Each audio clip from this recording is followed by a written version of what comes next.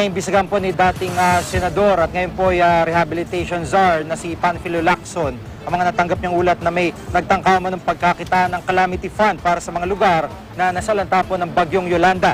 Si Lacson ang inatasan po ni Pangulong Aquino na manguna sa rehabilitasyon ng mga lugar na nasalanta dito po sa lugar ng Visayas. Ayon kay Lacson, naisumbong sa kanyang mga manoy irregularidad nang magpunta siya sa mga binagyong lugar. Tumanggi munang magbigay ng detalye ang dating senador. Dahil coordinator lamang si Lacson, hindi niya mahawakan ng pondo para sa rehabilitasyon. Pero tiniyak niyang babantayan niya ang paggastos dito. I requested the PNP and the NBI to conduct an investigation para kung totoo, charges can be filed. So, ano yung information na natanggap ninyo, sir? Well, kickbacks. Pero information nga, merong nangyayaring anomalya sa pagko-construct ng mga structures, mga temporary structures.